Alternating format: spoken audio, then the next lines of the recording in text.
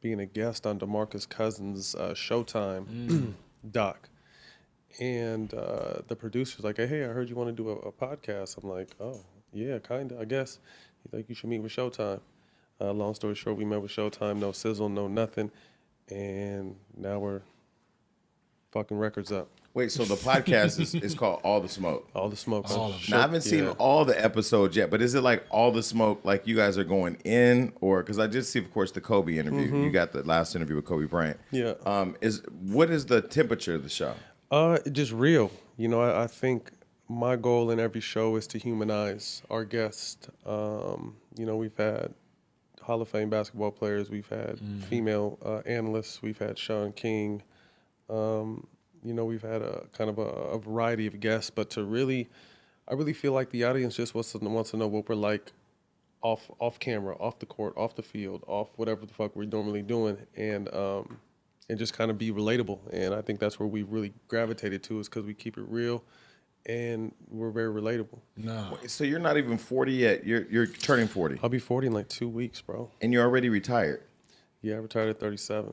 Well, how crazy! But are you enjoying retirement? I love it. You know, I don't miss basketball one bit. I get my 14 seasons. What is it? 14, 16? 14. Yeah, I get my basketball fix by coaching the Twins. Obviously, I really enjoy giving back and teaching kids and being a part of that. And then I commentate on it. I analyze it, but I don't miss it at all. I just, you know, wasn't supposed to be there. Got 14 years. Got money. Got a ring. Got a ring. Why you say you wasn't supposed to be there though? Just I was the one. You know, I was the long shot. You know what I mean? I went to UCLA obviously, and I went in the number 1 recruiting class, but I was the 5th highest recruit out of the 5. And then, you know, it took me a couple years to get my footing, but you know, once I got my footing, I wasn't giving that shit back. So I outlasted a lot of lottery picks and number 1 picks and people who were better than me in college or high school, but just no one had more heart than me, and I think that's what got me my years. Makes the story sweeter. Right. So after you were on our show, you went up to the Bay Area and you were with Golden State. Hey. And so how was that experience? Because it was kind of, I mean, we missed you here in LA, but clearly you went there and you won a ring. It was good. You know, being from Northern California, it was good. I kind of feel like even though it was my 4th season back in 4th or 5th season back in 2007, it was really the first year I got a chance to play, and that was with Golden State. And we made NBA history that year. So to kind of come full circle 10 years later and able to be a part of a championship team, man, that shit was dope. For a long time, Klay Thompson was the only person in the NBA I wanted to have sex with, but I never really had a chance to meet him. That shit came out. I was about to say, I thought you said you wanted to meet him before all the sex. I was like, oh, I can introduce you. But after you said all that shit, I was trying to figure out where you was going after. We were talking about rings. I was thinking maybe I could he's get gonna marry one. him? Yeah, why not? Fuck it. Yeah. The last time I saw you was just in Chicago for All-Star Weekend, and everybody was there. I saw you at the Dwayne Wade and Gabrielle Union Spades party. Yeah. It was kind of interesting seeing so many superstar basketball players, and I mean, I've never been in an All-Star event like that. It was cool. You know, D Wade always has dope events. He has little get-togethers out here that are pretty solid too. But you know, but it seems like all of you get along, no matter what teams you guys were on. You all, it seems like a. I think it's all love. You know what I mean? And whether you have a direct relationship with D Wade or not, it's always gonna, you know, definitely respect one of the greatest players to ever to get down on that court. So I don't even play spades. I just went up there to hang out. You know, we went out there to shoot the show. We got an amazing show that weekend with Kevin Garnett. And I was there for 2 days and I bounced. It was, my light skin doesn't agree with that cold ass weather. No, it was 3 degrees. Too much. How did you feel about the new setup of the All-Star game? I thought it was amazing. I gave my homeboy Chris Paul a huge shout out because that was different. It was just competitive, man, and I think that's what fans want to see. You know what I mean? I think making individual games. I think the beginning of the game started slow, but that fourth quarter was incredible. Wait. When you say it's different for somebody like me, or maybe people are listening, I have no clue about. I was courtside. I know what the fuck was going on. So they did something where they played like each quarter was an individual game. Normally it's 4. Oh, I see. Okay. Normally it's a full game, but they played like individual games, and then the last quarter they had to go up to a certain score. So it just really kept everybody in tune and everyone competitive. So when that fourth and final quarter came, like you saw the best players, the best 10 players out there hooping. Because they were playing for to like 157, 152 Yeah, they was points or something playing like too, that. like- Yeah. Now the ending was, we were sitting there like, okay. The ending was weak. Yeah. To me, you got to change that. Maybe like if there's a tie, like the captains got to play one-on-one. Like LeBron and Giannis should have played that'd be one-on-one. crazy. For, Yeah, first yeah. one to 3, the whole team wins the game or some shit. But Yeah, it to can't me, end. you can't play that hard and then lose on a free throw. That shit Right. is weak. Should it be? Do you think they should change it to like win by 2 though?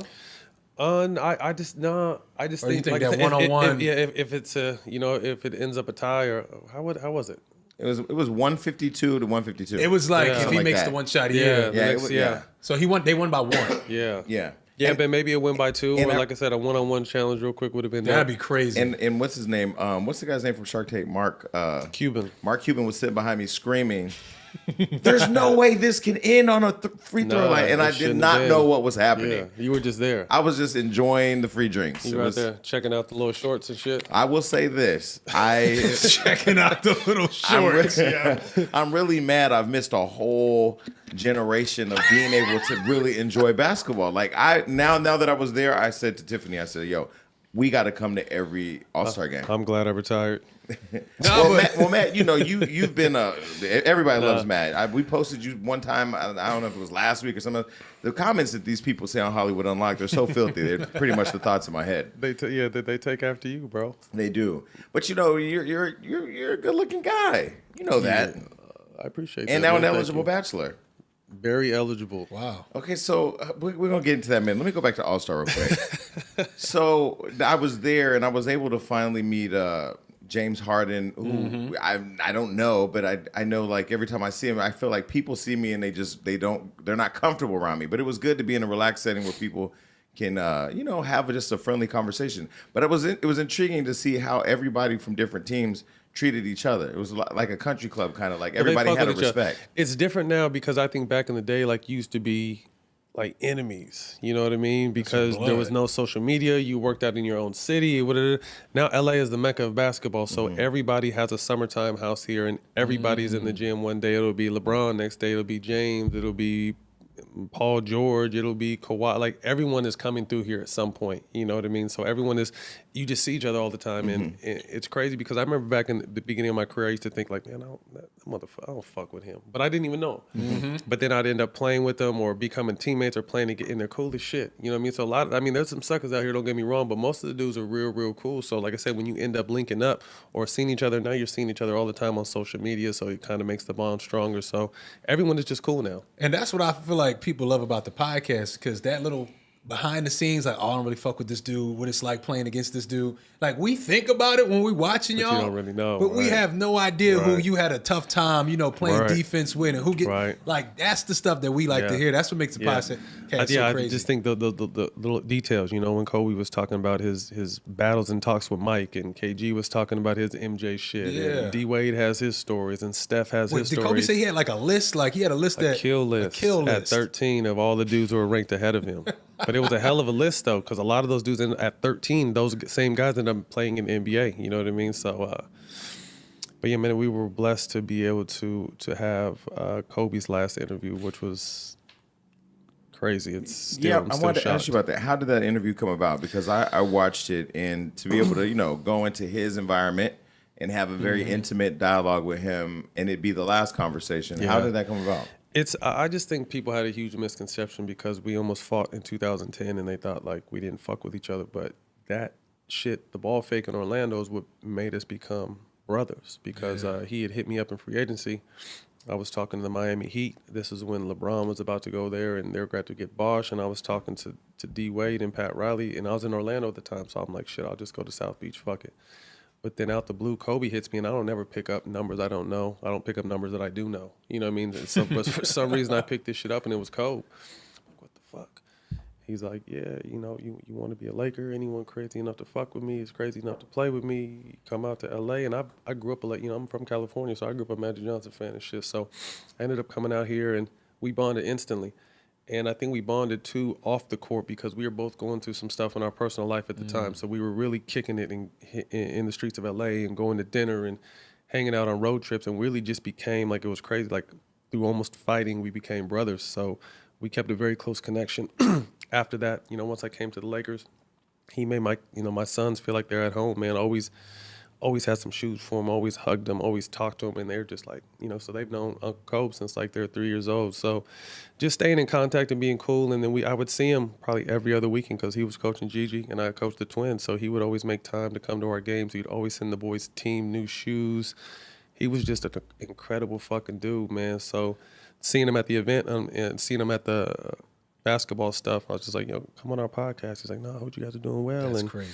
He ended up coming on, and it was his last interview, but it was dope from the standpoint of reading the comments and listening to people. Like, I've got to see the other side of Kobe, but I was able to bring that wall down to let other people see that side of Kobe that people haven't necessarily seen, and see how deep he is, how intelligent he is, how in love with his family he was. Too. Very transparent, very real. And Kobe was a real nigga. I just think he did some shit at a young age that kind of rubbed people the wrong way, but he was young.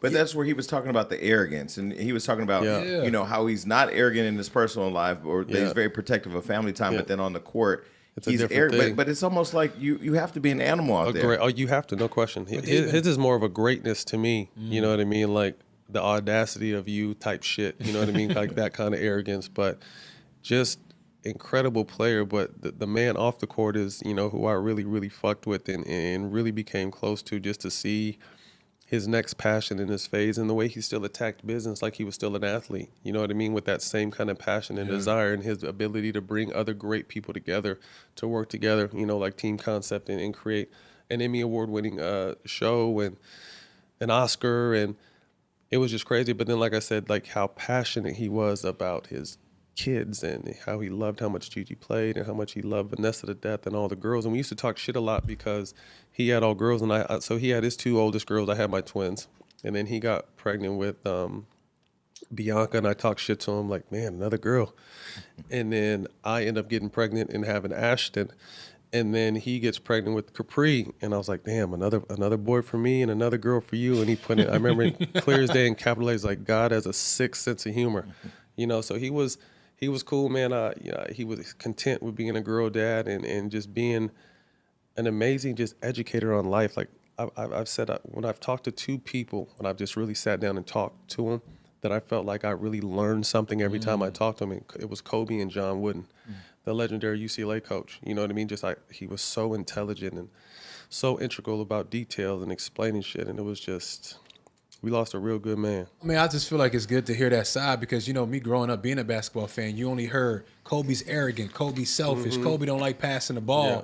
And since he's passed, it's good to see the light and everybody speak about him the same way. Everybody has the same stories. The respect. Yeah, and I feel like it's just, as a fan, it's good to see that because growing up, a lot of us were just taught Kobe's so arrogant and Kobe's this and that. Yeah. And it's like, well, I think you saw like how he touched people, and obviously death brings a lot out of people. But when I saw what Michael Jordan did at the thing, God. It made me cry. But it just showed like he really touched a lot of different people in a lot of different ways. And I have my own personal stories of how he just made me feel. I get chills talking about it, how he, private workouts for my kids, sending them shoes, kicking them, whatever. But then to see those same kind of stories from other people, you know what I mean? The stories from Mike, let's say this motherfucker's hit me up at 3 a.m. talking about basketball shit, and it used to bother me, but then I learned to appreciate it. It's amazing just to hear what kind of dude he was, man, and to really just, it brings a smile to my face, man, that, he was able to open up, because I used to fuck with him a lot on the team. Like, 'cause in the locker room with us, he was cool as fuck, talk shit. You could talk shit to him, whatever. But the world would never see that side. So I'm just like, Kobe, how come you don't show the world, why don't you show the world this side that? Not everybody can see this, what I mean? That's what I loved about the podcast interview, too, that you did, All the Smoke. When you talked to him and you asked him, or I think your partner asked, like, what part of the shit people used to say about him bothered him? All of it. And he said all of it. Yeah. And it really, that moment literally drew me back to the whole Gayle King stuff. Yeah. And I feel like you've had a past with stuff. I've had a past with stuff. I don't know about your past because it ain't out there yet, but it will be. It's coming. And then Kobe's had his past. Right. But I feel like as a black man, when do we outshine our past? Like when do we get to a point where? I just think when you learn from it and you continue to elevate, but when you elevate too much, they don't like that. So then that's when they want to bring up your past. You know what I mean? Like everybody makes mistakes, and everybody judging has made mistakes. You know what I mean? But I think the fact that when you're on top, there's a lot of jealousy. But like to be that great and revered and respected and almost close to perfect in every way, and then for somebody to bring it up, did you feel? What were your thoughts? I was disgusted by it. I thought it was poorly timed. I thought, she put her personal feelings in the interview, and so I don't feel like that was the time for it. If you want to ask a question, ask a question. Like I said, I think it was poorly timed overall. But you want to ask a question, ask it. But then don't say, well, you wouldn't see it because you're his. You know what I mean? Like, she was too invested in it. And like I said, the timing was terrible, and the way that her and Oprah have kind of sought after these black men that have made mistakes, but they're jumping all over them. But then they have people in their own corners that are doing some other shit, and they kind of just let them slide. Not only just black men accused of shit, black men who have been accused but not even found guilty. True. You know what I mean? Like, so some people deserve some shit, but to me, you had 17 years to ask Kobe or talk to someone about what Kobe did, and you chose to do it right after he died. And like I said, outside of her getting death threats, because I don't want anyone to get hurt out of it, I thought she deserved everything she got, to keep it real. You know what I mean? Did you feel like Snoop Dogg's comments was a little too far? You got to understand where Snoop was coming from, a place of pain and hurt. You know what I mean? And to see one of our own deliberately out there trying to bash someone that just died, so we're all hurting inside. We were close. Kobe and I were close. Snoop and Kobe were close. So we know how we feel. Imagine how Vanessa and her family feel, and how Kobe's mom and dad feel, and his sister feel. Like, his daughter, who's still old enough to read it online. Absolutely. We just lost our son, or my husband. We just lost this shit, and this is the kind of shit you want to bring up, So it really bothered me. The words he used, to each his own. It is whatever, but I'm fire out the mouth like that too. You know what I mean? So it happened. I think he did an interview, or before he did the interview with Red Table Talk, he kind of explained where he was coming from. And like I said, we were hurt. We were heartbroken. Like, this Kobe shit is not going to stop hurting for a long time. And for her to come the way she came, and then to really she didn't even apologize, man. She blamed the network. They cut, like, to me, you're too fucking old to say you don't know what kind of shit goes on behind the scenes. Like, you've been doing this too long. You're a real life professional. Right. So to never even apologize. And then, but that's almost the arrogance in it, right? Like, I'm but Oprah's you can't, friend. Because it's the new social media wave, and I love that we can hold people accountable. Can you imagine, like, the move?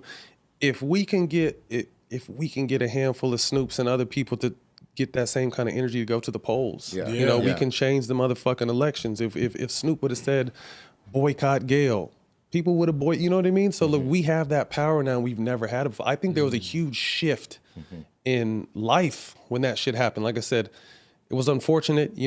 All is forgiven. I still kind of have a little sigh at her, but I think she learned her lesson. But it showed, like, we're not we're together, and you're not gonna sit and choose and pick and choose to keep that same energy with everybody.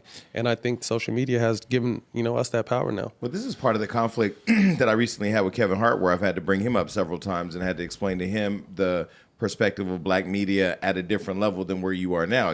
Like, sometimes I think people reach a certain level of success. I'll put Kevin in a bucket with Gayle, Oprah, those people, black folks who forget the struggle, who forget that Kobe wasn't just a basketball player or an Oscar winner. He was somebody that I've talked to so many young black men all over the country, even online, who are like, I wanted to be him. There's no question. So it's like you're not only attacking a person who's dead and not even buried yet, but you're attacking this kid's dream or this kid's vision of our hero. Yeah, hero. Our friend, our brother. I was surprised. I was waiting for you to say something because you are not. I said something. Like I said, I think it was a little more PG rated because I think Snoop and Bootsy did what they had to do. Took it home. You know what I mean? Yeah. So I still kind of said my piece a little more politically, but it was really how I felt. To me, just keep that same energy, because you guys have people in your corner that have done some ill shit and been convicted of some ill shit, and we still haven't seen no interviews of them or their friends or anything like that. You know what I mean? So I'm not knocking, because Oprah's done plenty for the community. I don't know what Gayle's done, but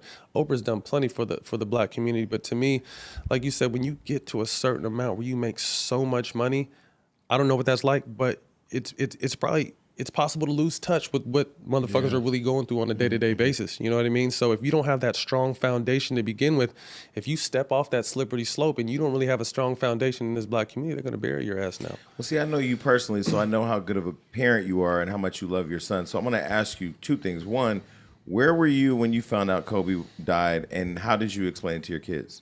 So I have a house in the Bay Area too, and I happened to just take my team up there on a road trip. So we were all staying at my house in the Bay playing in a tournament in Oakland. So it was Championship Sunday, and the kids were playing all throughout the house and outside, and me and a couple of dads were downstairs watching TV, smoking. And all of a sudden, one dad jumps up, and he's like, "Nah, you're playing," but he's talking to himself. I'm like, "What the fuck?" He's like, "Nah, he's playing." And so he's calling. I was like, "What the fuck?" He's like, they said Kobe just died," and I froze. Like, what you mean Kobe died? And he's like, "No, Kobe's died, like my homeboy, but he doesn't play. Hold on, I'm calling him." And he called him, and as soon as he got through to him, like it was out, it was real. And all the kids were like I said, upstairs playing. I froze. The dads went upstairs. I kind of came up there last. And then I went on my balcony. I just laid there for like 45 minutes. Like I couldn't cry, I couldn't move, I couldn't do shit. And then I came back in the house, and all the boys are watching the TV, and the twins' eyes are watering up because, like I said, they've known Kobe since they was 3. So I take the twins down in my room and talk to them, and just to have them tell me how they feel and what's going on and what are they thinking, and they start crying, and we're crying together. And it was a fucked up day, man. But I talked to them, and I ended up talking to all the boys, and our team decided that, we're honoring Kobe this year, and we're not going to lose a game. So we've lived up to it. We won 3 championships since Kobe's passed, and we're 14-0. So I've kind of flipped it to them into using it as motivation and inspire them to live the way Kobe lived and how to cheat, because Kobe used to work the boys out and used to really work their ass. And I've seen a change in my boys. It's crazy as far as motivation goes since Kobe passed. Like, they really want to get to basketball, and they really want, so it's interesting seeing that. So I was, like I said, I was in the Bay with my kids and the rest of my team. So it really hurt because, like I said, we had seen Kobe 2 weekends before at Mamba. And when Kobe's team would play, like, they have to have that shit roped off and everyone's playing. So I would always go there past the barriers, went over there, talked to him, and then, saw Gigi and the girls. And then he saw that and I had the twins come with me. He's like, "No, tell the whole team to come." So I had the whole little team come over to the corner, and they all got this. So we had just seen Kobe maybe 10, 12 days before that shit happened. He had just sent his new shoes out with the little yellow on the side. Like, the whole team was rocking the shoes. So we were in, you know what I mean? So it was just, it was a punch in the stomach, man. I still have a hard time believing it. Like, I just want to believe so bad that he's just going to pop back up on us. But, he's gone. What'd you think about TMZ breaking it before the family was notified? I'm just bothered by, and now that I'm a part of the media, like, it's, you know what I mean? Because to me, there's just morals and there's like unspoken rules. You know what I mean? Like, just shit you shouldn't do, and too often it's about being first and not right. You know what I mean? So you're seeing TMZ rush it out without clearing it from anyone. And then you're seeing other... ABC reported that Rick Fox had died. Come on, man. Like I said, you don't know what the fuck you're just trying to say something. You want to be out, and it's just the way it's going to be. I don't think it's going to change because there's no accountability. Like, no one... Well, you said ABC said that. Nothing happened to ABC for saying that. You know what I mean? Nothing happened to TMZ for doing the punk shit they did. So it's just like, it is what it is, and it's fucked up because there's like no ethics. There's no morals. You're not held to a standard, and you're not punished for saying the wrong shit and lying and doing shit you shouldn't be doing. So it's kind of just a mess right now. So it really bothered me because, like I said, I know how I felt and I was devastated, but I can't imagine how the fucking family felt. And then they have to find out on social media instead of having, you know what I mean, like the proper way to find out. So it's a dirty game, man. Did you go to the memorial? I couldn't. It was too much. I couldn't, man. Did you watch it? I watched the whole entire Wasn't thing. it was inspirational but depressing. It was amazing. It was beautiful. It was a beautiful celebration. Everyone who got up and spoke was amazing. The one thing that bothers me, because I know where you're getting ready to go. I've seen his mom and dad this summer. We went to the house and they met Ashton, and I know his sister Shea, and I know Sharia. So what bothered me was, okay, they don't talk, okay, but nobody recognized them, and they were sitting right there.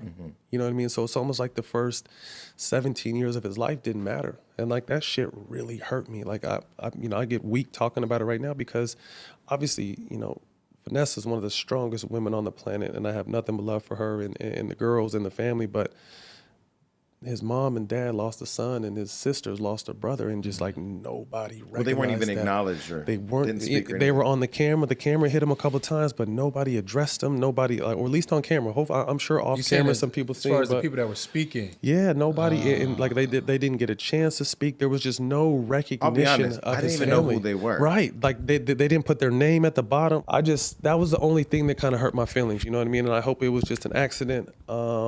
But it really hurt. But outside of that, it was a absolutely beautiful but sad situation. Well, I talked to somebody close to them and to Vanessa and to Kobe, and they said basically that Vanessa didn't really have a relationship with his parents, okay. but that Kobe loved his parents and loved his sisters. I don't know that they used to go to the game. I guess the sisters used to go to the game. Yeah, I mean, I don't, you know, the family dynamic is something I'm going to completely stay out of, but it just, you know, like to me, that was the one thing, it was weird. Like I noticed it during, and I'm keep thinking, okay, well, maybe Joe's going to talk at the end. Okay, well, maybe Joe's Pam, the father. Joe's the dad, and maybe Pam, the mom, maybe Pam's going to say something at the end. Okay, well, maybe someone's going to say, you know, condolences to them, and like nobody did. You know what I mean? So I'm not saying it's anybody's fault, but like to me, it's just like knowing them, like really knowing the family too, and I'm just like, fuck. Now, am I tripping? I remember growing up, there was a story where his parents were trying to sell his memorabilia or something like that. I don't know if that was true or not. Yeah, I mean, like I said, I don't know what's true, what's not true, who got along, who didn't get along, but you know, it's just I've been open about, like, when my mom died, she did a lot of things to me too, but like that's a moment where you kind of got to put everything aside and say, still their child. This is my kid, you know. So that was something that, you know, fans recognized that really quickly. Did they? Yeah, see, I didn't. We wrote a story about it today. Oh, and did the you? fans are going crazy about it. Yeah. Yeah, like I said, I don't know if it's anyone don't want to start, or don't know if it's any. I'm not saying it was someone's fault, like, but just to me, I just thought that, you know, everyone was just probably wrapped up in the moment. You know what I mean? But to me, even like when I watched on ESPN, like they didn't even put like the Bryant family. No, like, I didn't know who they were. They showed them a handful of times, but like to me, Maybe they didn't even know. Let me tell you how I missed. found. Let me tell you how I found out. I went in the chat group with my staff and I said, Kobe's parents are notably absent, so like we need to figure this out. And Alyssa, I think she sent a picture of them saying they were there. They were and right I'm there. like, wow, I kept seeing them flash them, but it didn't yeah. say anything. So Yeah, but really, just I mean, to get back to Vanessa was so amazing out there, man. To Yeah. be able to be as strong as she was, and have to grieve, and not only lose your husband, but lose your baby girl too, and to have the courage and strength to still do what she did, man. She was amazing out there, and like I said, the personal stories she told about Kobe and Gigi were so heartfelt and amazing. So, you know, I just everyone keep the whole Bryant family in their prayers, from Vanessa and the girls to the mom and dad to the sisters, because like I said, I couldn't imagine the world lost a superhero, but they lost a family member. yeah, I didn't even know that him and Michael Jordan were as close. Yeah. And Michael Jordan's speech had me like Oh, yesterday. man. I'm gonna tell you, I threw yesterday MJ, away. man. Snot and everything, yeah. Yesterday was the day the memorial happened when this airs, but I watched it and I literally said, I'm taking today completely off. I didn't know how to hurt. function. That was hurt. There's And part of me in watching Michael Jordan cry was you could tell he was speaking completely from the heart. Yeah, And we don't get that from Mike. You know what I mean? Like Mike is the one. Man, I don't even know how to put it, because to me he's the greatest. He's this and that, but he's just so detached from so culture. private. You know what I mean? So and you got to respect that. You know what I mean? Like when you get to a certain level, you got to respect. Man, that's my fucking Michael Jordan. That's Kobe. You got to respect whatever way they move. But at the same time, I made a post about it yesterday. I really felt we needed that. Like I needed to know Mike fucked with Kobe like that. You know what I mean? Because Kobe talked about it in our interview, how he and Mike talked a lot and how competitive they were and all that kind of stuff. So to see that kind of raw emotion from Mike, that shit, we needed that, Mike, we love you, we appreciate it. And I was telling my homies in my UCLA group chat, like, don't be surprised if Mike is out more now, you know what I mean, in honor of Kobe, because he mentioned it, you know what I mean, how proud he was and how Kobe was one of those rare superstars that really tried to give back. Like some superstars just give back to other up-and-coming stars. Like Kobe fucked with everybody, you know what I mean? At his Mamba Academy, you would have Aaron Donald and superstar baseball players and NBA stars and football players all coming to just get little bits of them isms. You know what I mean? So Kobe is one of those rare people. And I think hopefully that continues to inspire everyone, and maybe it'll inspire Mike to just kind of come out and be more for us, because we fucking love Mike. But we need Mike more. Mike is just behind the scenes. We know he had a party in Chicago during All-Star. I didn't go though, but he was out. I mean, taking pictures of everybody. But I know what you mean. But just kind of out there, more kind of being a voice for, you know what I mean? Because he came from a different generation. You know what I mean? Like, I would love to know that like Michael Jordan's voice was an influence on what culture is. You know what I mean? Because he's so relevant still with his fucking shoes and all the shit that's going on with his shoes and the other stuff he's doing. So I just wish, but like I said, to each his own. I respect what he's doing, but I would just say, as a fan of his and someone in the culture, like, we would love to just see more of Mike. Yeah, I do think though he did share exactly what everybody needed to hear from somebody who was that close, and it was also good to see that sense of emotion. I mean, I thought Shaq did a great job. Alicia Keys did it. I mean, it was perfect. Yeah, it was perfect. It was a little awkward for me, and maybe I don't know the history. White Mamba taking a shot at LeBron, was that?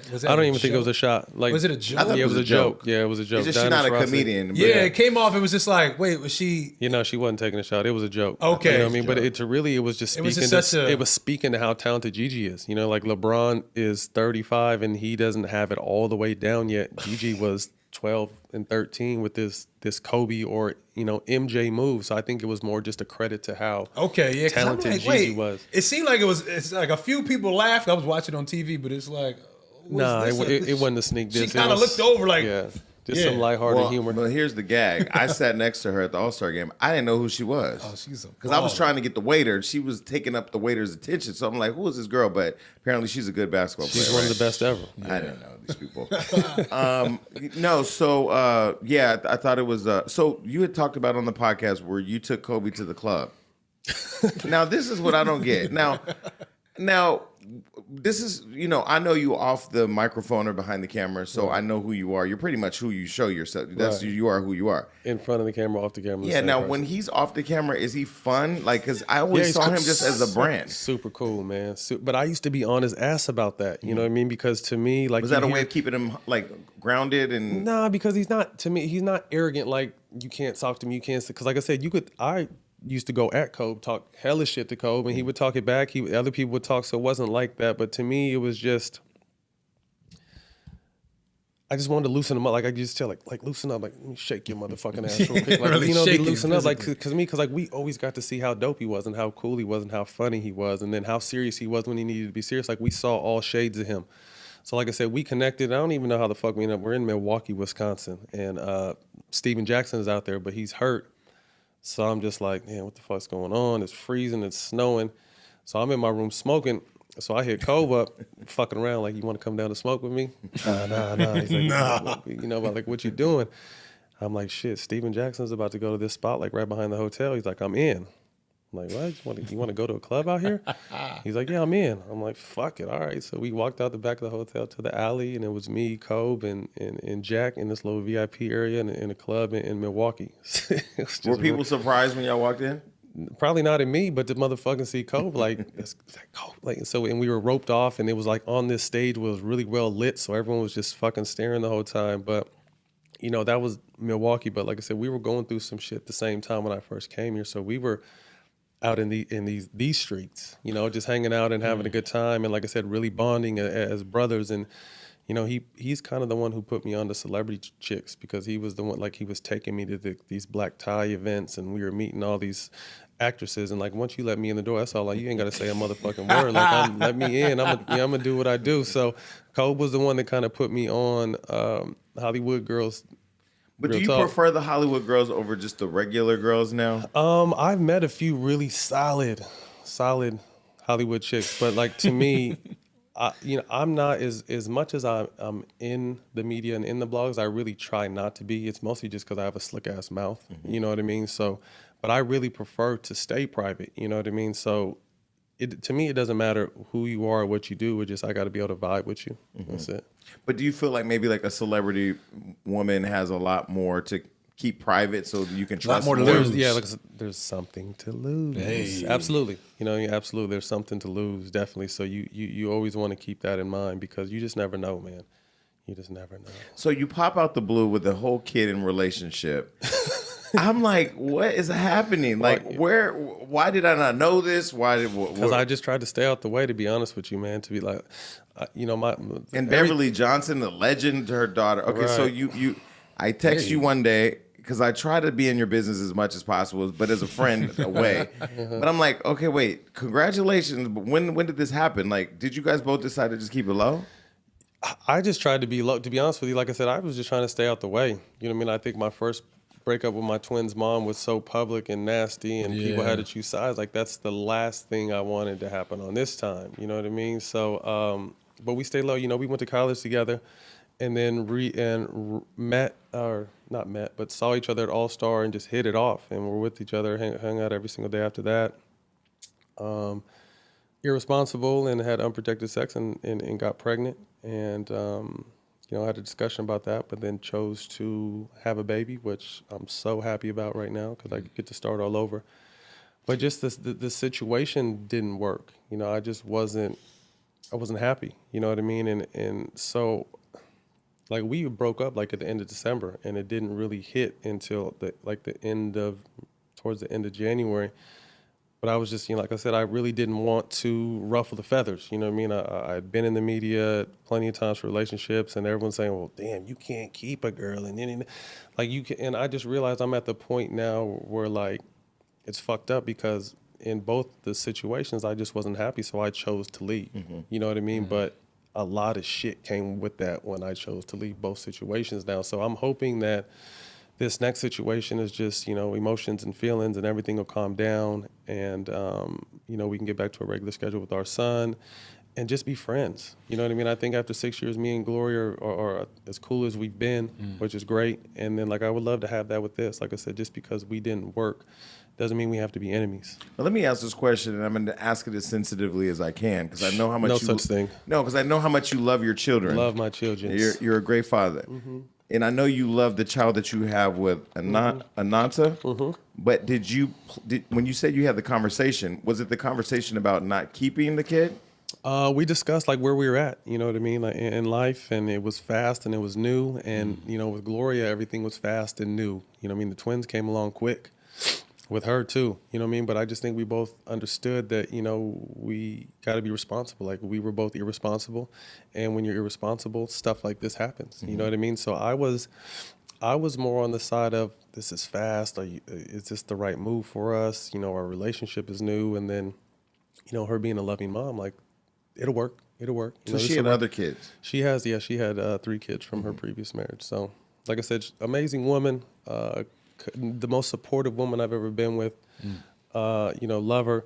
It just wasn't the situation wasn't for me. You know what I mean? And it's and like I said, I just hope we'll get to a point where we can just co-parent and really be able to do everything for Ashton. Absolutely. What do you say would make you happy in a relationship? Like, what is those things? That's a question. That's a great, because we live in such a crazy world now. Like, everybody, she's definitely gonna have to be a freak, because everybody fights for love, but then once we get it, then what? You know what I mean? And I think, like, in anything else we're passionate about, whether it's this show or my show or basketball, like, we work our fucking asses off to be good at that, but we don't put that same energy in relationships. You know what I mean? Like, so you get in what you put out of it. So to answer your question, well, I don't know. You feel like you don't know yet? I don't know if, this relationship is really.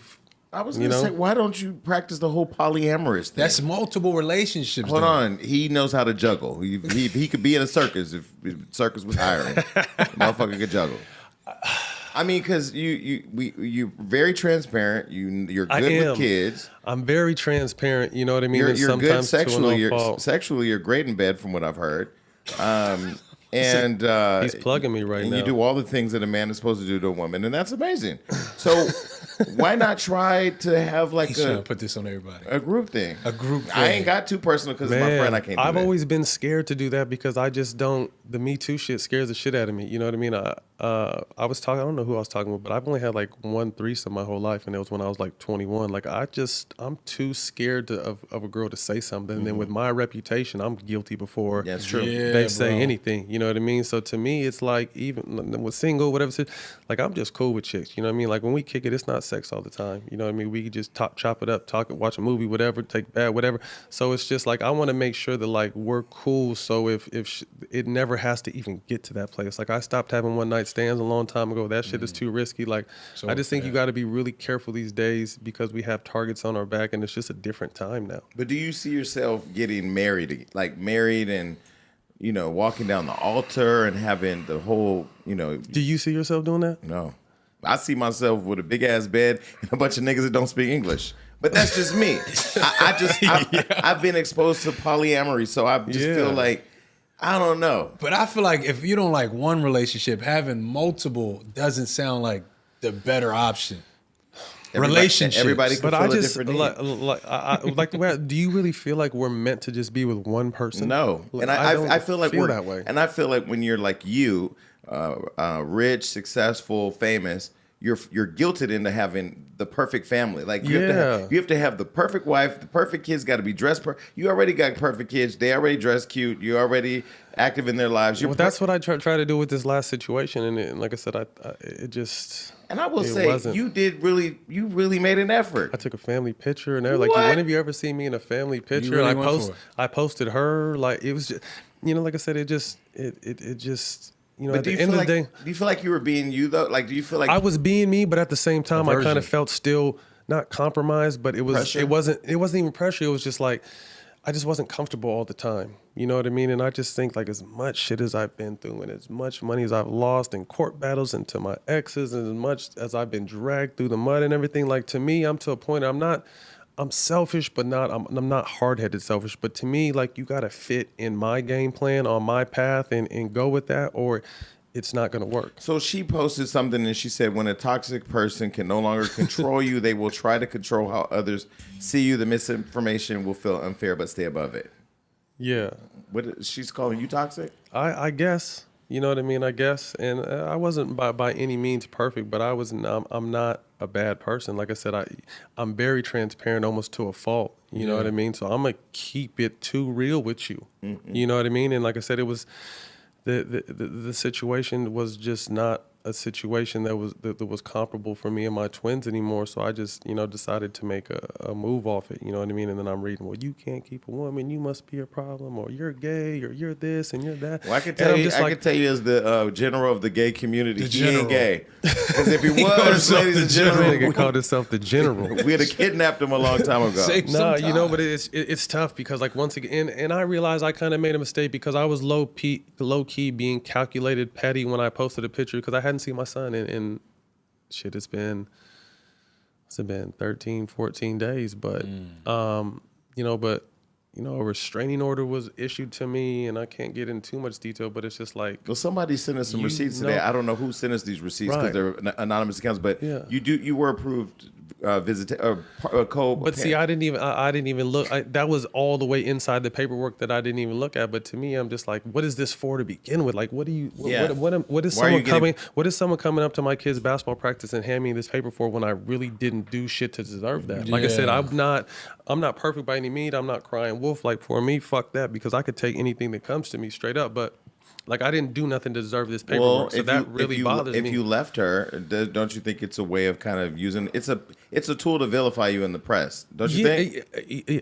Yeah, 'Cause, I mean, and it happened before. You know what I mean? So now both girls are sitting. No, it's just like these situations. Like if I'm not like, why does it make me a bad guy if I'm not happy and I want to put I've always looked out for my family, for my friends. I've looked out for everybody, and I've always put my shit on the back burner. But I'm coming up on 40. My man Kobe passed, Nip passed last year. Like this shit is not promised. So it just kind of made me start thinking like, are you really, really happy right now? Yeah. I'm happy in parts. Are you all the way happy? Okay, if you're not, like what's gonna make you all the way happy? And now I'm all the way happy. I'm all the way happy. Like my career after basketball is blown the fuck up. Like I never would have thought I was gonna be able to do the shit I'm doing after basketball. My twins are happy. I have a beautiful little boy. Like I said, we're gonna work all that shit out. So we're gonna co-parent. But like, I'm really happy right now, and I shouldn't be like, oh, you're a fucking broad. Like, no, I just wasn't fucking happy, so I left. You know, this happens to all of us. All Straight of up. us But men. like I said, my shit is just out there. Exactly. You know what I mean? Mine's public. So all the And- guys watching this right now, I'm like, bro, we've been there. Yeah. Especially after the baby's You know what I just mean? born. And it's like, hard. It's hard. You know, it's hard to get up, and especially like we were a family. We were a family of what the fuck, 8?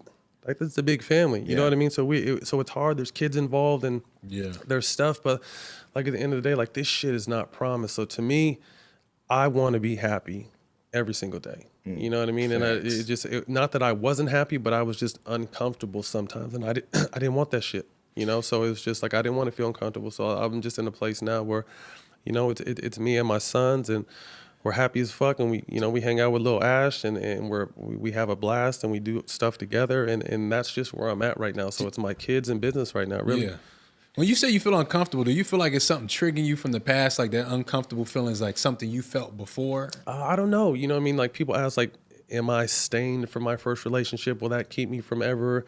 Because Glory was like really my first like real relationship, and obviously my first and only marriage. So like, does that stain you? And obviously you live and you learn from situations, and shit was hurt. And you know, even though I left that situation, I was heartbroken for a long time because you know, I've known G since we were, you know, kids, and then we had kids together, and it was like my first real run at something. So like I said, even though I chose to step away, like, it was hard. You know what I mean? So feeling. it's just, it's a crazy dynamic, man. But like you said, you live and you learn. There's no, like, I wasn't really taught love as a child. Like, you know, my parents, you know, functioning drug addicts, used drugs. My mom was very loving, but my dad wasn't. So from a man's standpoint, like, there's a lot of shit I probably didn't learn, you know, as far as how a man is supposed to love and do this and do that. So I'm learning all this motherfucking shit on the fly. So all I know is, regardless, whatever you do, be the best dad. So that's what I focus on the absolute most with any relationship I've ever been in. Like, being the best dad is number one to me.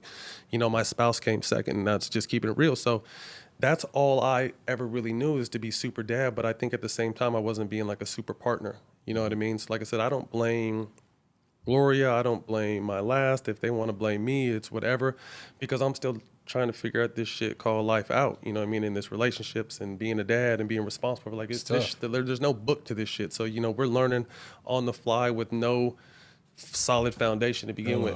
Well, one thing I will say, at least on the outside, because I didn't even know you were in a relationship, committed relationship, or a kid, or none of that.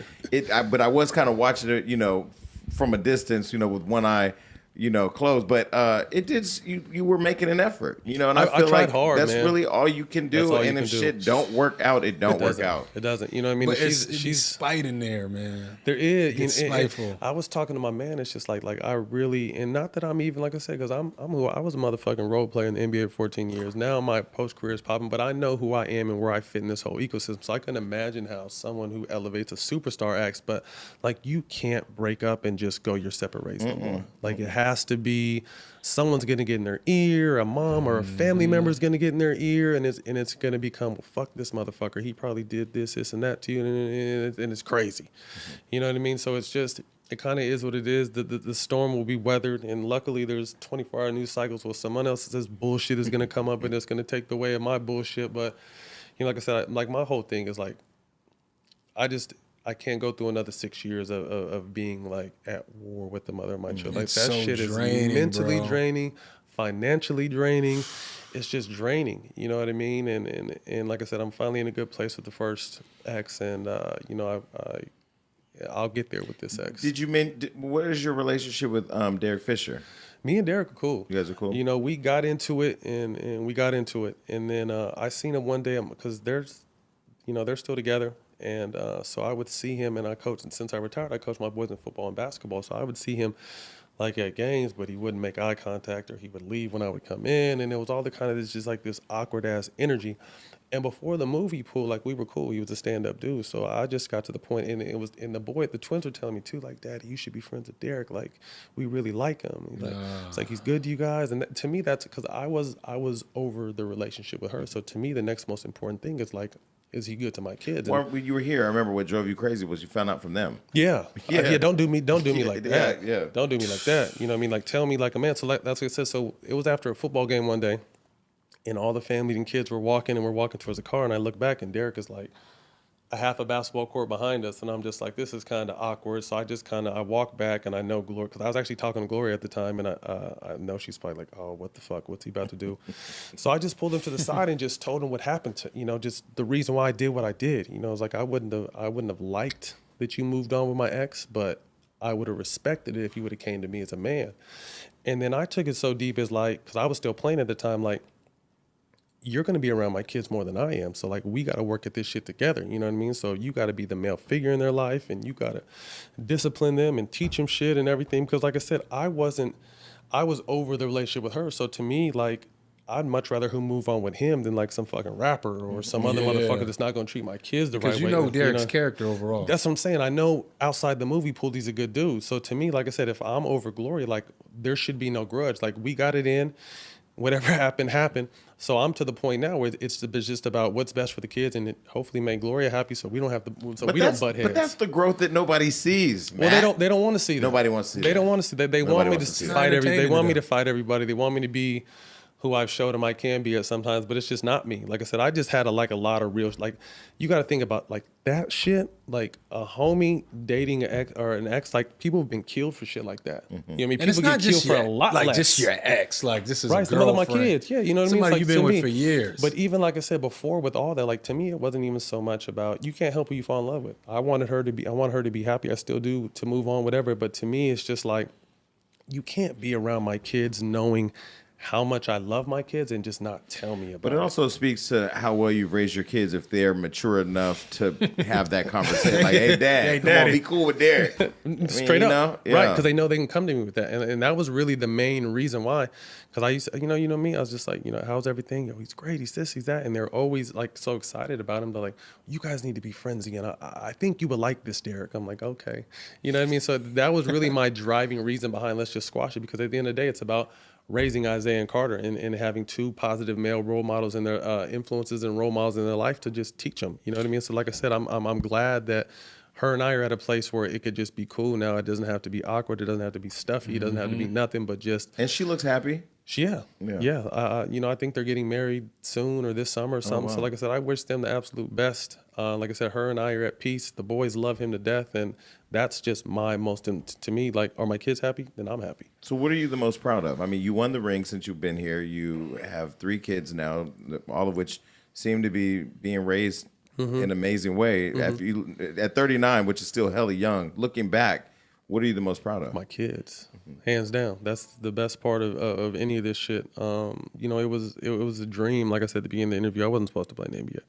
So it was a dream to be able to play 14 years in the NBA. And to me, I used it as just an opportunity to meet a lot of people now that I'm just connecting dots with in my post-career as far as business goes. I've always had just a business mindset. You know what I mean? Like, I knew business was going to be in my future. I didn't know what the fuck business I was going to do, but it was going to be in my future. So I used my career as that platform. And then just the way it's blown up post-career. You know what I mean? Obviously, the podcast is doing what it does. And shout out Showtime, because I didn't know what the fuck a podcast was until I started talking on one.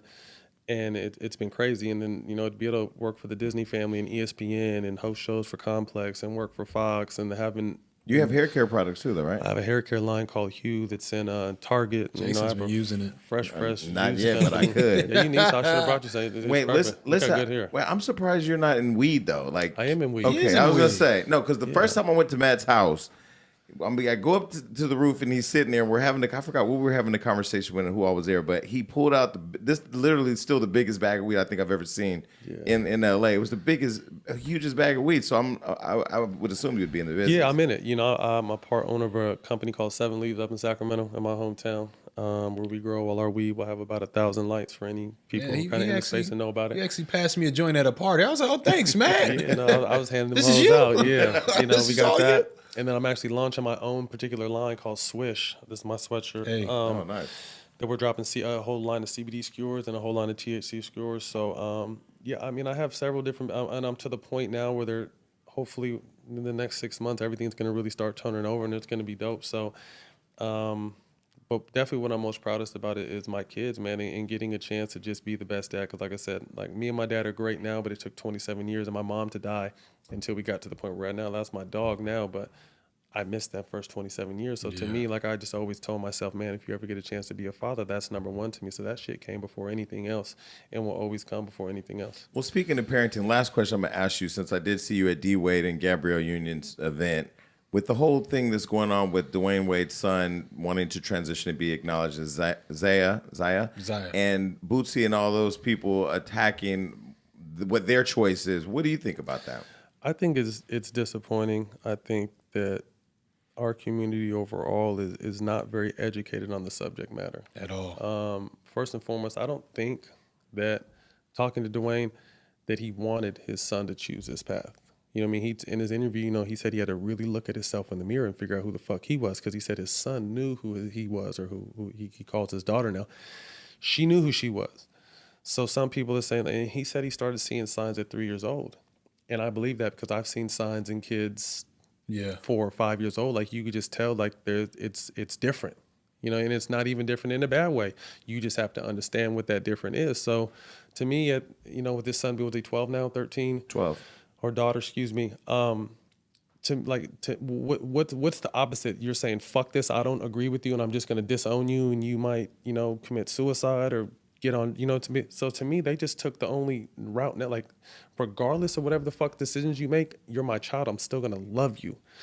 And they're supporting you. And I'm sure there's other people doing what they're doing. They're just not in the public eye. Yeah. You know what I mean? So they're the first couple that has had to stand up and take this. And I think they've done a tremendous job. And like I said, I just don't think we're very educated. Everyone, well, they're too soon to know what they want. But if you hear her talk, she knows exactly who the fuck she is. Right. Very intelligent, very grown beyond her years. So it's just like, who the fuck are we to say what she can do? And if her parents are good with it, who are we to say it's wrong? And the craziest part is when I saw Gabrielle at the party, I said, I just want to tell you, you and Dwayne are doing such an amazing thing for the LGBT movement. Oh, they need it. Yeah. Because you've never seen an NBA star, a movie star, this famous, this publicly get behind, you know, somebody who's going through a really sensitive time in their life. But, you know, the thing that's crazy is that the movie the show Pose and all of what, you know, Paris is Burning, all that shows how many kids have been displaced by their parents because they came out and end up in the streets and bad things happen to them. You don't know how many people DM me like, man, I'm going to use it. I say Stephen A. Smith kind of got our buzz, but Dwayne Wade's interview put us on the map. And I got so much crazy positive feedback from that. Like, I'm going to use this to talk to my dad, or my dad kicked my brother out. Maybe we can use this to sit down and bring our family together and talk. And like you said, it's needed. It's so needed, you know, and it's, I can't say enough good things about what they're doing and how they've really taken this stand, because like I said, it wasn't something, okay, I'm going to, you know, I want you to be a girl. Or, like, I don't know any dad can honestly say they want that to happen, but you got to face real shit when real shit happens. So he can't, like he said, he told me, he's like, man, I had to look in the mirror and find out who I was. But what I loved about speaking to Gabrielle, she said, we don't know everything